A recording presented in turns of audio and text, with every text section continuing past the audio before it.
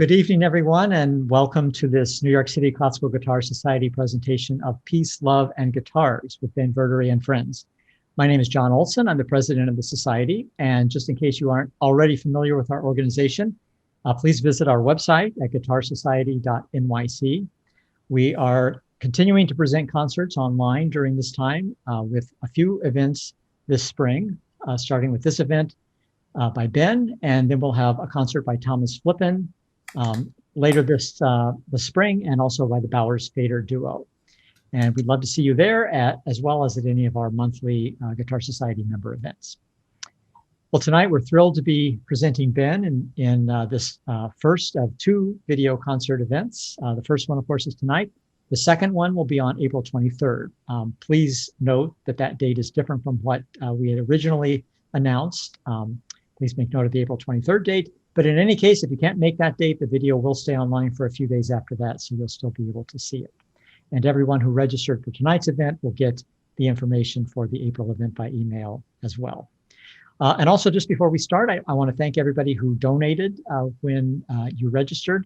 These concerts are benefits for three organizations that are helping people deal with the really devastating effects of the pandemic, and we're very grateful to you for your generosity in supporting them. So to get us started tonight, I'd like to welcome our guest, Ben Verdery. Ben, great to see you. Great to have you here. Great to be here, John, my brother, and the Guitar Society, and all of you out there. This is a thrill. This will be fun. Yeah. So let me just turn it over to you to get us started. Maybe you want to say a little bit about this whole project and what these concerts are all about. Absolutely. So playing music, writing music, teaching music, performing music is what I've been doing for some time. And I can honestly say that the pandemic has made me realize more than ever the power and the importance of music in my life, definitely. We all know that with COVID, performing in this country and all over the world has in many ways just been not possible. And that said, festivals throughout the world soldiered on. I held my annual Hawaii Masterclass online this summer, as did the GFA, and my dear brother Elliot Fisk and his wife Zyra continued with the Boston Guitar Fest, and they asked me to be part of that this year. And for my Boston concert, I decided to go with the idea of playing two things live, not live, but taped them in my house, and using two videos that I had previously done. A few weeks later, I went up to visit composer Elizabeth Brown and artist Lothar Ostenberg to shoot a video of Elizabeth's mesmerizing piece entitled Atlantis, which is scored for Theremin, which Elizabeth plays, and classical slide guitar. We recorded the piece a few years ago and always wanted to make a video of it. And so we would sing to it and Lothar would conceive and shoot the video. And so we did that. It was all shot outside and very COVID friendly, as it were. So the Boston Guitar Fest concert and the video shoot were kind of the genesis for this Peace, Love, and Guitars concert. I thought, well, I can't play live, but maybe I could put a series of videos of pieces with people that I've recorded with in the past, and some that I haven't. It would be a way to connect with my dear friends and to still make music in whatever way we could. So it's been kind of fun tonight that I'm going to have this concert with Andy Summers, Elizabeth Brown, Craig Peyton, Jack Vees, JIJI, Simon, we're all Bill, Coulter, we're all going to be there, and that I don't think I could do that any other way, really. So it's a bit of a love fest. So first, I have to. So just so you know, most of the videos that you will see tonight were synced. So that means we recorded it previously and then had to go back and learn how to play along with the recording. But not all of them were. There's two videos that are live, that I play live. And I must say, I'm very fortunate to be the guitar professor at the Yale School of Music. I've been there, I think, 36 years. And like so many other teachers around the world, I've been teaching remotely. But in these tough times, I really see how fortunate I am to be able to do my work at home. As we know, so many are not. And in these dire times, so many are suffering around the world. So a benefit concert just seemed like one way for a musician to make a difference. I mean, there are so many families in this country that just literally have no food. They can't eat. They're really strapped, to say the very least. I live here in New York City, and just leaving my building, I see more homeless people than ever.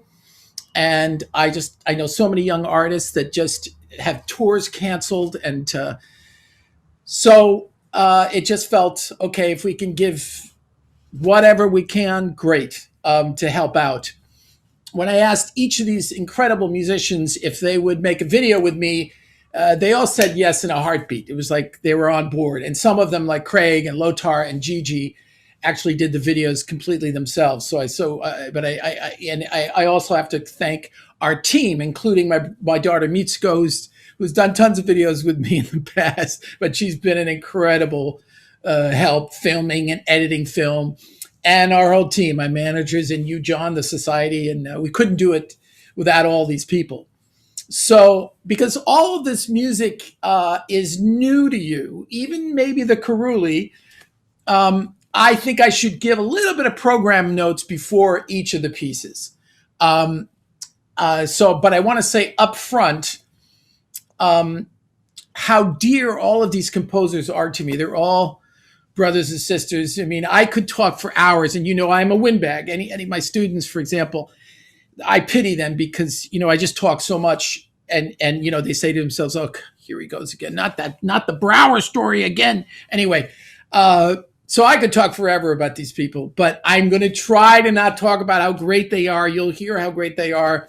And you can go to the PDF of the webs of the society provided and read about them. And please do, because wow, are these great musicians. So yeah, I guess we can start. Yeah, John, I'll say, go ahead. No, that's great. That's great. This is an exciting project. And again, thanks for doing this and putting all this together. I know how much work this has been. So why don't we go ahead and get the concert started? Do you want to set up the first couple of pieces and then we'll roll? Yes, we're going to play. Yeah, I will indeed. We'll start. I'll talk about the first two pieces. So the first piece is called Rise, and I love opening with my dear brother, Bill Coulter. We call our duo Bill and Ben, go figure. But as an aside, I first wanted to explore, to say that I first explored the which was a sound world of the steel string and the classical guitar on a record I made called Some Towns and Cities. And I was very fortunate to play with one of my heroes, legendary Leo Kottke. And that was kind of the first time I said, ooh, what a sound, the steel and the classical guitar together. And Bill later asked me to be on a couple of solo records. That led to Bill and I saying, let's record. So we've done 2 CDs that you'll see there.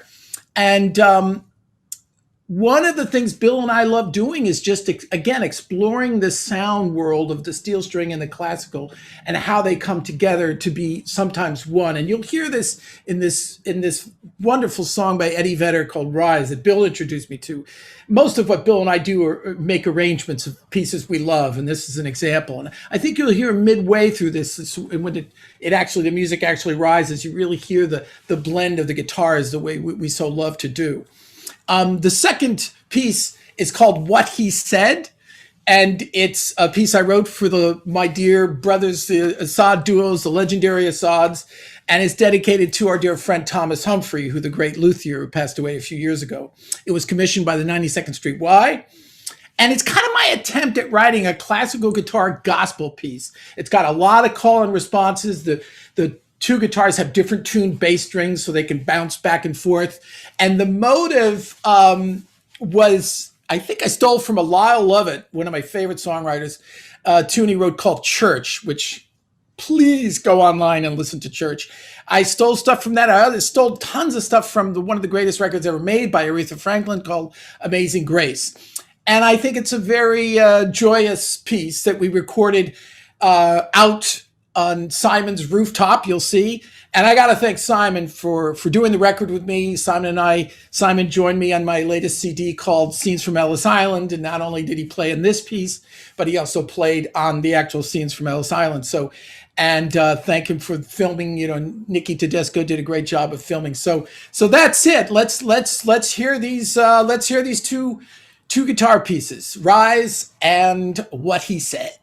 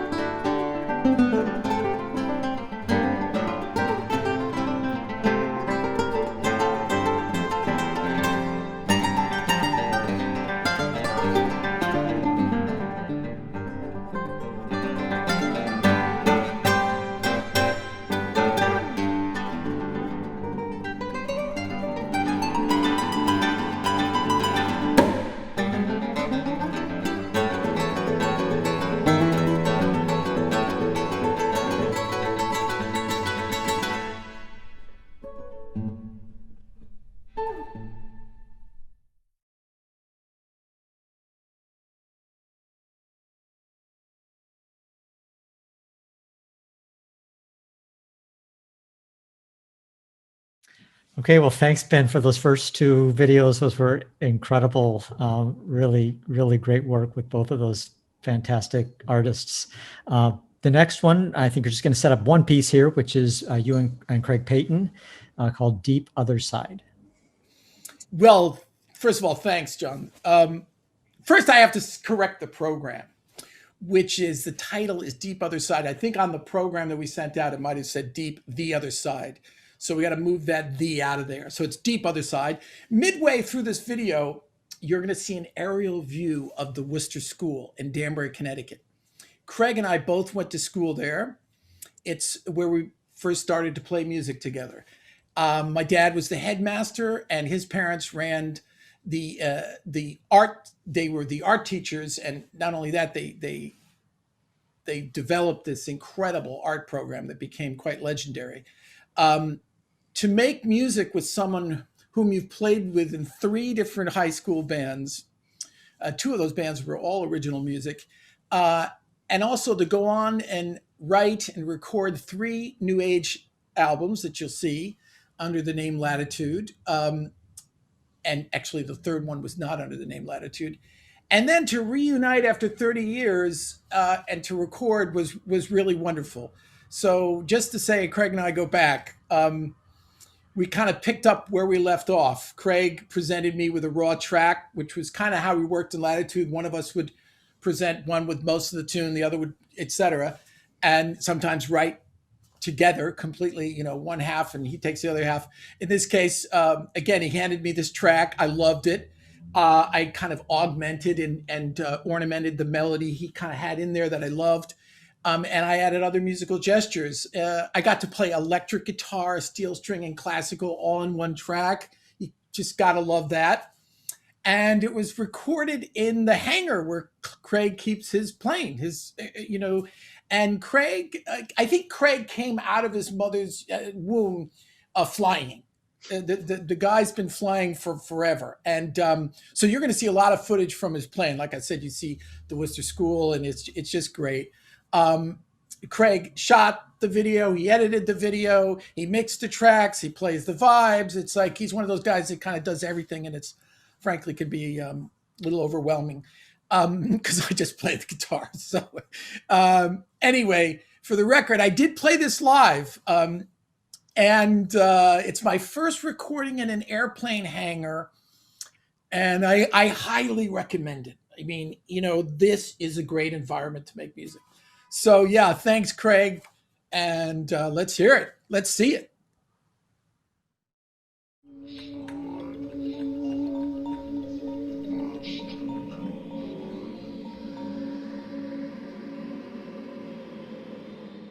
Deep, deep other side.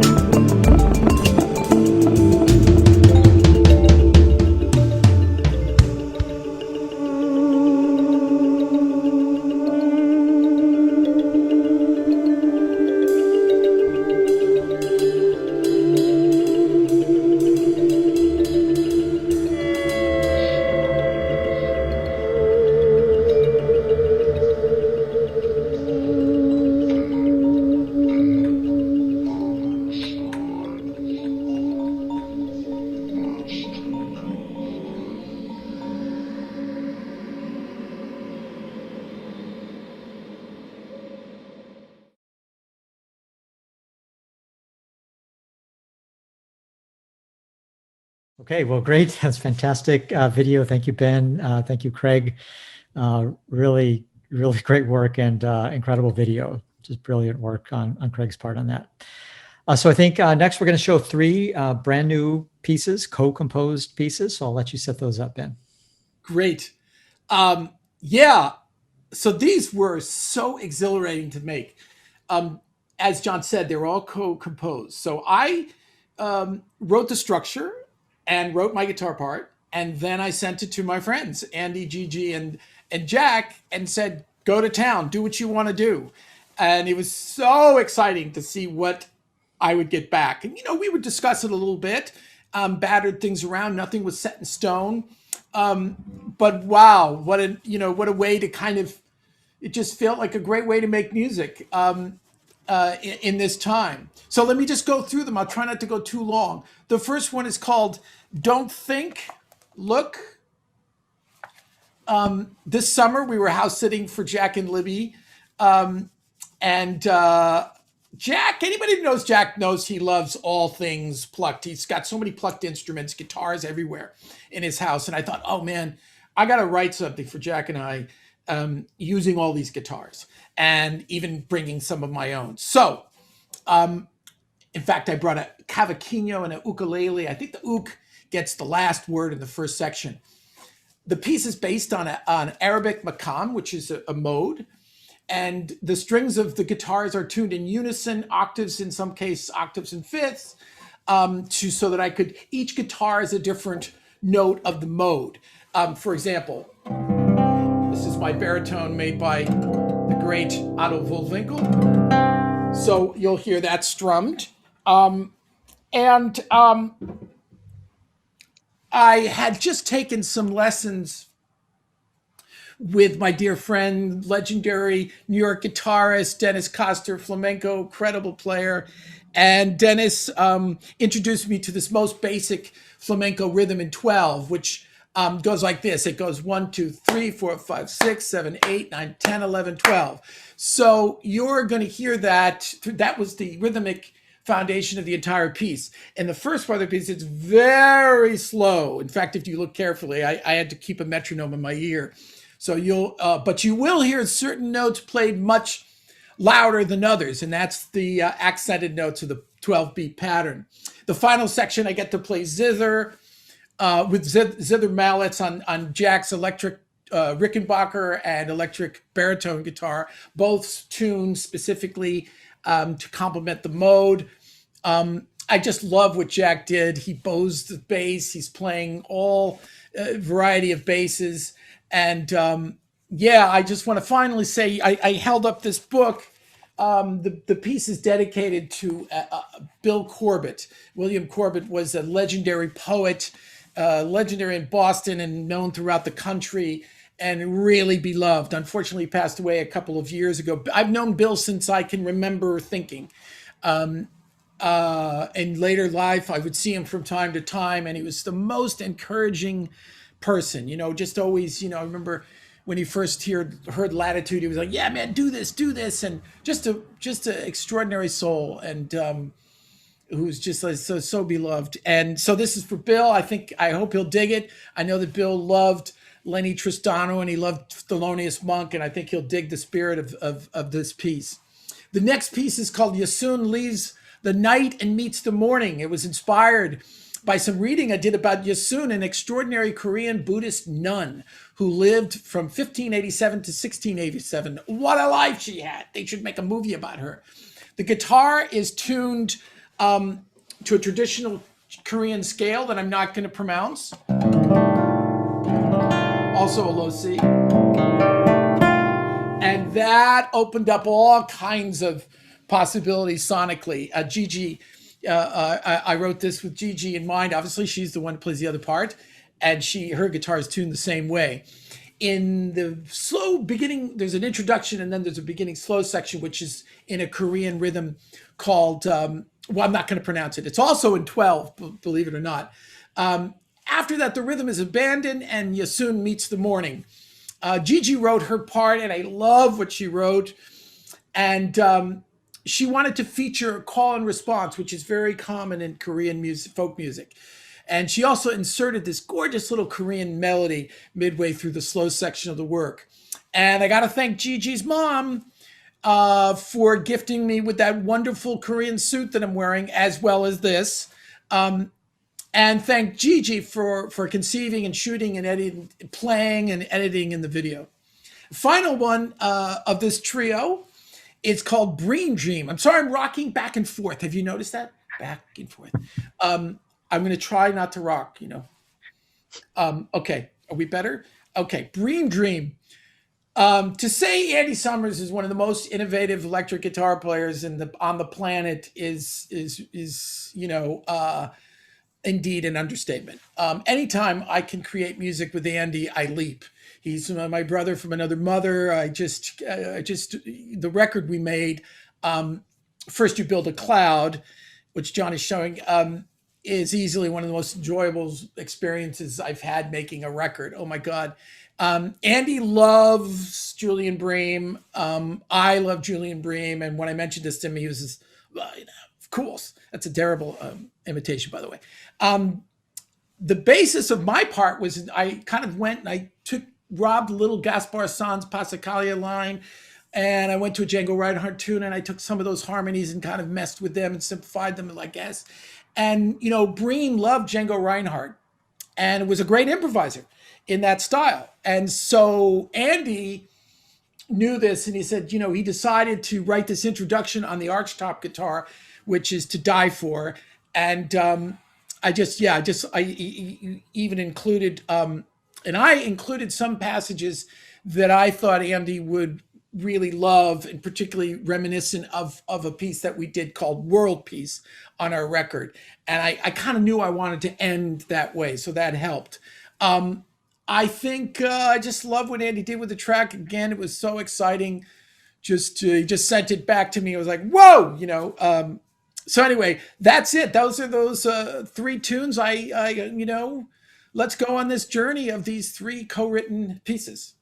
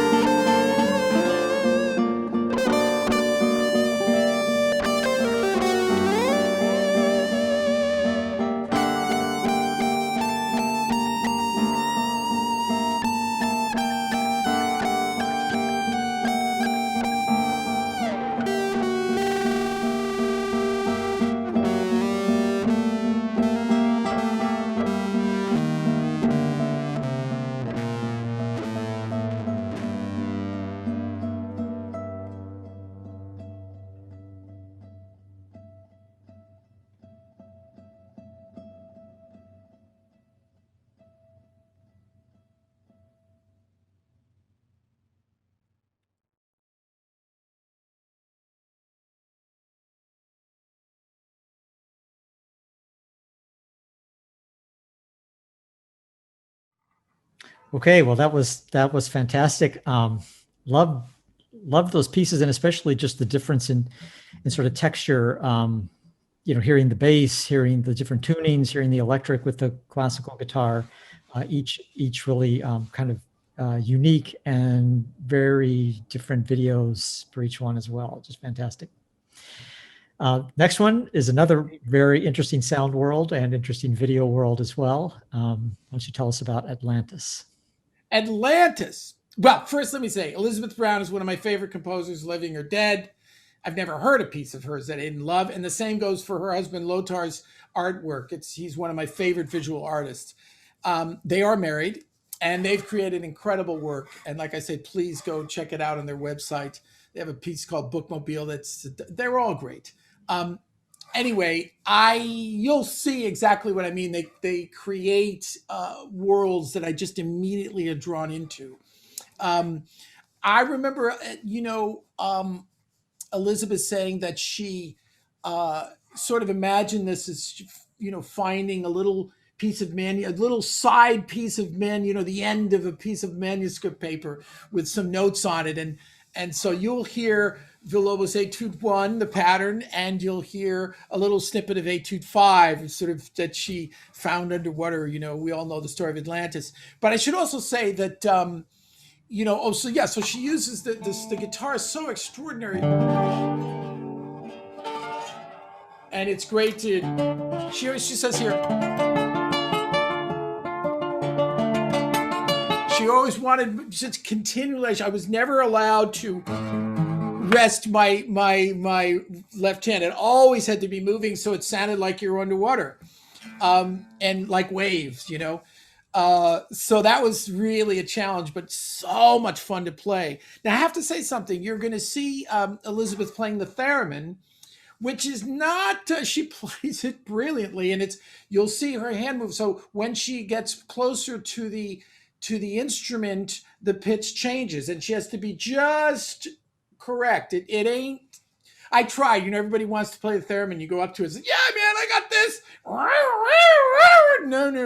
No. So it's kind of remarkable. She's a virtuoso player, as also a virtuoso flutist. And what's really fun too is I don't know if this is a spoiler, but I'll tell you anyway. Lothar sort of created. I have a new guitar from Lothar. He created a guitar for me to play, and a theremin as well. You'll see what I mean. So I can't thank Lothar enough for putting this video together. I don't think I ever will be in a video quite as extraordinary as this. And my wife Rie was very helpful as a tech and part of the crew, because we had so much fun making this. You're going to see it in a sec. So here's Atlantis.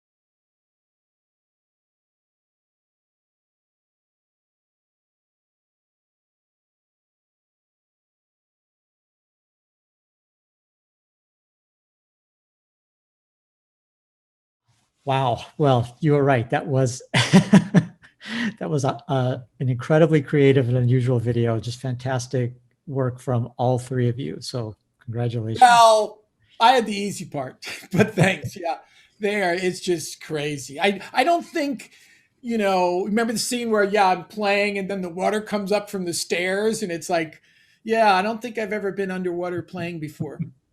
And had it be so in tune. Who knew you could play underwater and be in tune? Amazing. Amazing. And on boats and in the river. I love the guitar he created with the 6th string, which is a rope, just to die for. Anyway. Okay, so we have one more piece. One more. One more piece by Karuli. Karuli! Tell us about this piece. Well, actually, this piece was sent to me right at the beginning of COVID by 2 different friends of mine. So that was kind of a sign. And I should say, go look his name up. He's got like 5 names. One of my students, Roberto Granados, did an ingenious piece where he stretched his names out electronically. It's a piece that lasts an hour, but it is his name. You can't really distinguish it, but do look Karuli's name up. So yeah, during COVID, when COVID hit, this piece resonated with me. I mean, just the beauty of the melodies, the simplicity of it, and yet I never played a programmatic piece like this. And the story, it was very analogous to what you'll see, to what was going on, with in a lot of ways, in the pandemic and the racism. I mean, there's a lot of things you could tie the story to, if and I'll say no more. I got to thank you, John, for the incredible work you did on this video. My daughter filmed me playing, but you edited it and put the paintings together. And so I can't thank you enough. Just pleasure. Well, yeah, no, really. And I think Karuli thanks you. And also Jane Noasako from the Yale Center for British Arts. She was wonderful in providing these paintings. I said, well, I need a, I don't want to be a spoiler, but I need this and I need that. And she delivered. So what a thrill. It's the longest piece in the program. And so this is a good time to go get some popcorn. Wait, I got some here. And when you see, there might be a part in the video that you don't like somebody, you just throw popcorn at the screen. You know what I mean? Anyway, this is pretty good popcorn, I gotta say. So yeah, get some popcorn, get your drinks, and let's watch this L'Orage, which means the storm or the tempest, by Ferdinando Karuli, who has the same dates as Beethoven.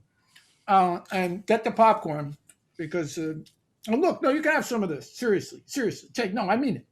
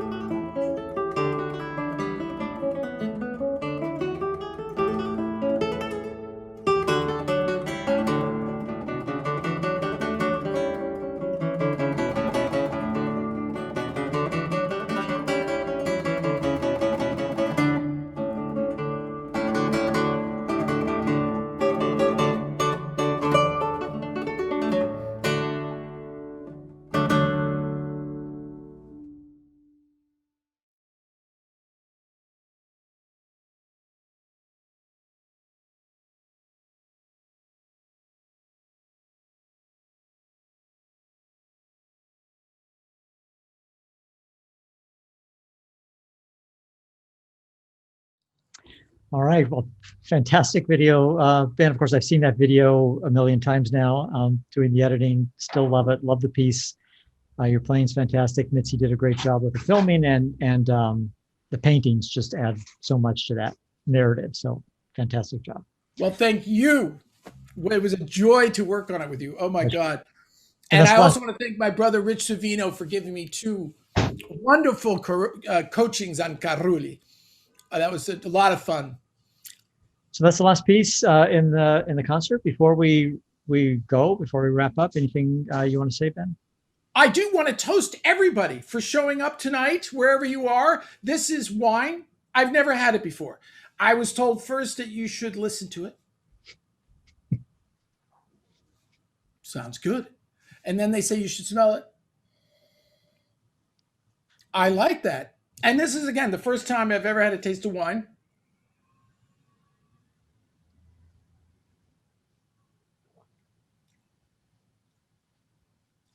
Oh, it's dreadful.